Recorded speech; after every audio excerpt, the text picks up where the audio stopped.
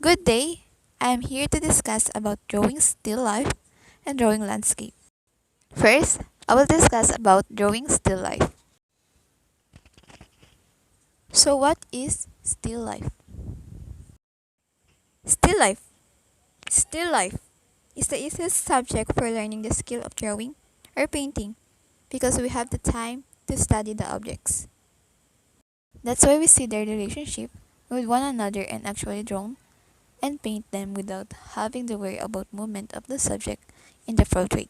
As its name suggests, still life is unmoving. It's all about life symbolized by flower, fruits, animals, and the artifacts of someone's existence. Most still life paintings are not just random collections of pretty objects, but glimpse into someone's life. It reveals all about status in life, character, taste, future aspiration, and even outlook. Often, it engaged the viewer to ask questions. What is this all about? What is the artist saying here? And what is the theme?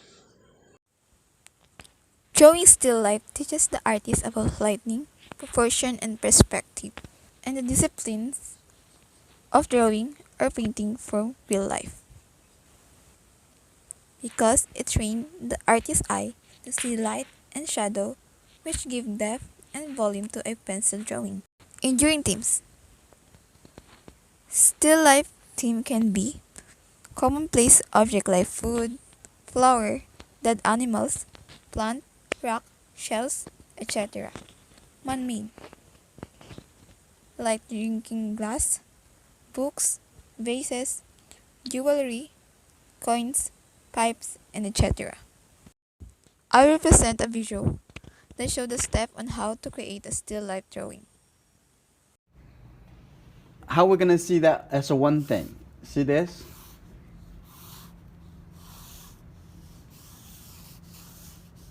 I want to see the whole thing. We lay them together as become one single object.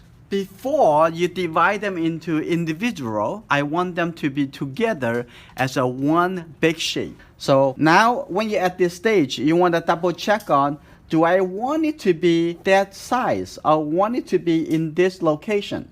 So you know what? I'm going to move this a little bit more to the right. And I'm going to make this a little bit higher over here. And maybe this a little bit lower, like this, a little bit lower. And I want this object a little bit more to the right. Just because I'm going to keep the cast shadow on the left side. So this step is very important because you are going to make up your mind for the composition. And after you move on from this step, that defines how your final painting would look like. It's important, right? And if I like this composition, that's good. Now I divide it. Now I have this light color bottle is right here. I'm going to put it down like this. And I have this a little bit lower, like over here. Right there. I'm going to make it a little bit lower in this case. I'll make it lower. I think it's too high to that. The angle of both sides is like this. And the bottom over here, like this. Let's take a look at the width of the bottle compared to the height of the bottle. And you squint your eye, you're going to figure that out. I'm going to give a little bit of detail in the middle over here. The middle over here is a little bit wider this width. So if I'm going to put this dark vase over here, and this is supposed to be wider than this one. So I'm going to lay that together and coming like this. So you can connect this point to this point to find the angle. So the first thing, composition and proportion. The top over here, there is a two different shape like coming through, and the top is on this side a little bit darker. And now take a look at the apple. The size of the apple, 1, And I think it's almost a little bit less than half. It's about this much. This is the size of the apple. So I relate the apple to this object. So I can take this and put over here. This is about the correct size. So now I'm going to take a look, and this side can come out a little bit at this apple. And take a look at the width compared to the height of the apple. And I think the width a little bit less than the height. The cast shadow is about here. And the cast shadow of the apple is about here. Looking for the shape. Analyze it. That is the cast shadow up here. And the bottom of the wall is about here. Now we already have the placement divided into 1, 2, 3 objects plus the wall. I'm going to shade all the objects in a different tone. That's called local colors. Like the background over here. It's a little bit, it's not really dark, but it's a dark, it should be shaded down a little bit. And the table a little bit lighter, and the wall a little bit darker. And cast shadow by this dark vase. And the apple, I'm going to shade it down to be a little bit darker. The cast shadow is about this value. And this side is about this value. And the background needs to be a little bit darker. Now this needs to be much darker. I keep it rough. So all I try to do is to make the difference between the background, the cast shadow in the background over here, and the white objects, and the dark objects, and the medium objects. But obviously this object needs to be much darker. I'm going to make this one even darker. And this probably good. And this one a little bit lighter, like that. It's about this value. So all I try to separate the objects because of the local color versus the color of the object, the materials. I think the table over here needs to be a little bit darker as well, because otherwise it would look like the same color as the white of these objects. So now these objects, the only object is the lightest.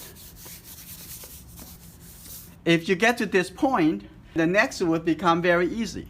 Now you go into the smaller and smaller shapes to separate the different value. I'm gonna blend it a little like this. I'm gonna use this charcoal pencil. Now I'm gonna come in over here because of the global relationship we already established. The global relationship is between those different objects. We already have them. Now let's see. The top of their base look like this. Maybe open a little bit more. Like that. I can define it a little bit better. Define over here. Now on this side it's darker. So I'm going to make it a little bit darker. Get a little bit smaller like this. And over here a little bit darker. I'm going to use the eraser to lift up some highlight. Like that. And a little light on the top over here. Like that. And a little light on the top over here. Like this. You're already getting there. Really quick. Okay. Now I'm gonna keep going. And the neck over here. And all the way come down over here is still darker. Like this. And come down over here, I'm going to make it a little lighter by using my finger to lift up a little charcoal. And a little bit over here, a little bit like this. And maybe in the middle over here, I need to use the eraser to make it even lighter. Like that.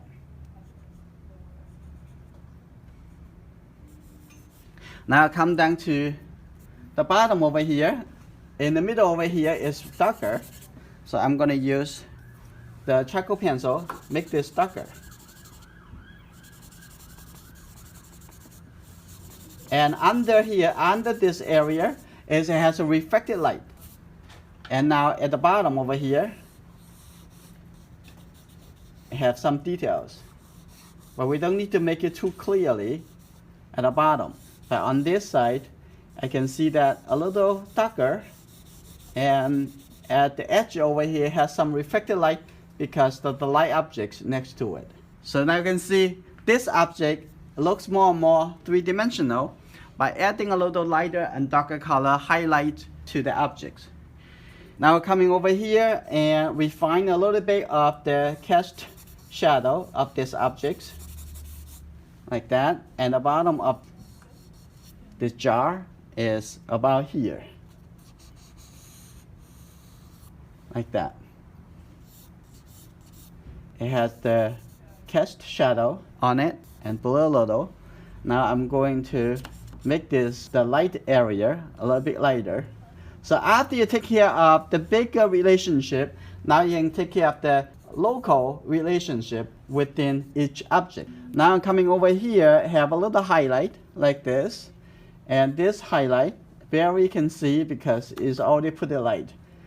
Okay, now I'm going to add a little highlight over here. That's showing this object is very glassy.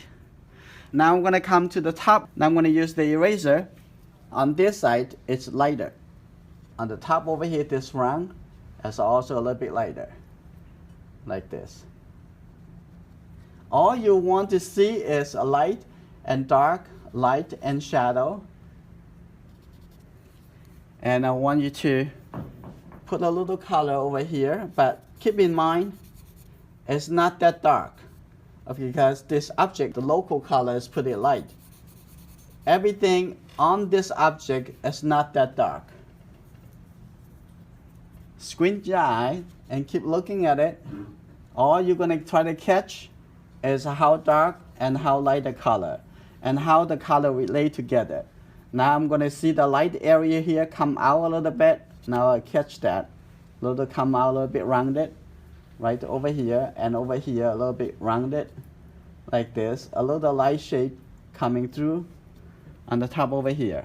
And I can use my finger to blend the top, have the color a little bit more graduate. Now I keep coming down over here. I can see the shape. Now what I want to do, I'm just going to carry it for the background over here. I'm going to shape that like this. This is the shape. And now the side over here, you need to fine tune it by using the eraser. The eraser is not correcting mistake. The eraser is draw light shape. And while the charcoal is drawing dark shape. The light shape and dark shape together to create the drawing. And thus the edge a little bit softer, some edge a little bit sharper, and the top over here a little sharper, the bottom here a little bit darker. Before I move away, let's make it this area a little bit darker in the middle over here. And now coming to the apple. Let's take a look. And the apple is very easy. I'll make the shadow side a little bit darker. The shadow side is on this side. You can see the shadow side on this side. So this whole side over here is supposed to be darker. So I'm going to make a little darker tone on here. And then after that, we're going to create a little lighter area on the light side. But before we do that, we're always to organize the whole shape. How dark is it compared to the whole drawing? That is called local color. And now we're going to create the highlight. Where's the location of the highlight? It's right over here. And the stem coming up right over here. And now take a look at the bottom. Now we can see they also have the light coming from this direction. So we can see that have a little light shape over here. And a little light shape over here. So it make this look like the multiple directions of light make this look like a little bit more shiny apple. Now the cast shadow, we can make it a little bit darker when it's closer to the object. Now let's take a look. And this edge is a little bit more straight. Coming over here to fine tune it. So this is the last step. We're going to organize the relationship a little bit better because this background over here darker than the top of the apple here. In that case, I need to make this shape a little bit darker. Can blend the value. And look at that. Between this color and that color, this color a little bit darker. So I'm going to make that a little bit darker than the background. So all you try to look for, it is the connection and also the relationship. Which one is darker, which one is lighter. And the middle over here is this has a little triangle shape over here, a little bit darker. If you don't see it immediately, if you pay attention to it and looking for comparing the value, you can find that relationship. Over here it's a little bit darker, like that. And under here, it has some reflected light. You can see the reflected light over here. From here down, it has reflected the light from the table. And those we can use the eraser to find it. And at the close to the bottom, it also have a little bit darker, like that. And now the drawing's almost there. Now come back to look for the little details, say the gap at the bottom right over here, and look at that over here as about in this area. Draw a little suggestion to the bottom of the wall. And now come back over here and say, oh, now I'm going to get a little bit more into the detail, correct it. Now looking at the top over here, the shape on this side and the shape on this side, now you get smaller and smaller details. And compare this color with the outside is darker. So I'm going to move the light. I'm going to make the wall over here a little bit darker. Okay, I'm going to blend it a little. Now I'm going to use the eraser, making sure it's a little bit lighter inside than the outside. I can draw with the eraser. Now over here, a little bit lighter. And now from here on, you can get smaller and smaller correction, and then the whole drawing will look more and more realistic. Like over here, we can make a little bit lighter. A little bit lighter like this. You can get the illusion of the glowing effect because of the light. A little highlight over here, stronger. A little highlights here, stronger. This can be a little bit softer. I think this area can be a little bit darker.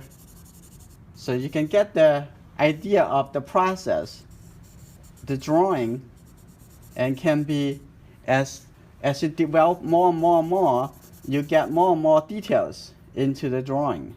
Now on this side, now coming over here, define that. And the bottom over here, the cast shadow over here, and so on. And if you want, you can make this area a little bit darker because the top over here a little bit lighter. So a little bit blend over. So this is called inside local contrast after you're taking care of the global contrast. Now I also want to talk about the function of the wine charcoal and the compressed charcoal, or the compressed charcoal pencil. The compressed charcoal is darker, and the wine charcoal is softer. Value produced by the wine charcoal is not that dark. So that's why I usually start with the wine charcoal and then compressed charcoal or the compressed charcoal pencil to define a little bit darker value.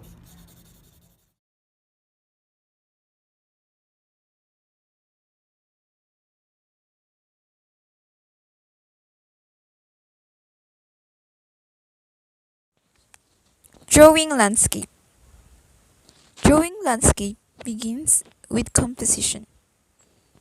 Composition itself is an art because it involves arranging the elements of the scene so that it becomes interesting or eye-catching, or call forth an emotional response for the viewer. Artists have an advantage over photographers because an artist can rearrange elements on the canvas or on a sheet of paper to make an ideal picture. This is known as artistic license. Landscapes are usually drawn or painted on the horizontal rectangular paper or canvas, so more details can be included. There's an instance when vertical rectangle will help us to make more dramatic drawing or painting, as in sketching or painting waterfalls or tall trees. Here are some compositional rules to help us to create an interesting or captivating landscapes. The rule of thirds. Divide your canvas or paper, usually a horizontal rectangle, into a grid using two horizontal lines and vertical lines. Place the point of interest on or near any of 4 points where the line intersect. Putting the object of interest in the center often results in a static drawing. I'll present a video about it.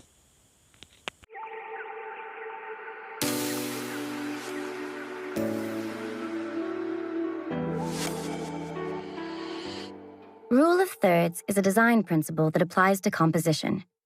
By composing an image using the rule of thirds, designers draw the viewer's eye to a point of interest, even if there's lots of things going on around it. Rule of thirds is easy to follow. Designers use a grid structure to divide images into 9 parts. The points where the vertical and horizontal lines meet are where your focal point of thirds in oratory, architecture, and advertising. You can use rule of thirds as a guide to compose images, create interest, and engage the viewer. But remember, it's not a hard and fast rule. Rules, after all, are made to be broken. The horizon. Place your horizon 1/3 of the way from the top or the bottom of your paper or canvas. If you place the horizon on the top third, you are emphasizing the ground. If you place it on the bottom third, you are emphasizing the sky. Alternatively, you can also divide your space into 4 and put your horizon lower or higher on your paper or canvas. As you can see on the picture in the slide, the canvas divided into parts. Balance and symmetry. Create balance or symmetry. An artist sometimes want nearly identical hubs for a drawing, like person reflection in the mirror or mountain reflection in the lake. It's okay to discard the rule of thirds and put your horizon on the middle of the paper or canvas. Balance is not always equated with symmetry, because balance created by positioning a significant element or a group of elements. Once in a while, you will come across dramatically lopsided scenery. As you can see in the picture in the slide, the balance is created by the tower in the foreground and the volcano in the distance. Use lines for effect. Lines are everywhere. In roads, railroad track, electric poles, rivers, trees, etc. Even shadow create lines that we can use. Types of line. Horizontal lines. A line suggests layering and the repetition of the horizon. Has a calming and restful effect. In the drawing of the ruins and the volcano, the bottom lines of the cloud formation and the lines on the ground repeat the horizon line and produce a sense of serenity. Vertical lines are used to create tension or a sense of vertical direction. For example, if you want a person to look up, point upward with a vertical line or vertical lines. Diagonal lines invoke energy and add depth by suggesting perspective. Converging diagonal lines create not only depth but also scale and perspective. It seems to vanish on the horizon. Curved lines invoke grace and concentric circle, and these tend to have a calming effect. For example, ripples created by the pebble in the pond. Lines can be strong or weak. Strong lines are bold and thick. Strong lines can be used to call attention to something in the drawing. Weak lines are light and thin. Weak lines can be used to de-emphasize an object. Note: objects closer to the foreground will usually have stronger lines and great detail than objects far away.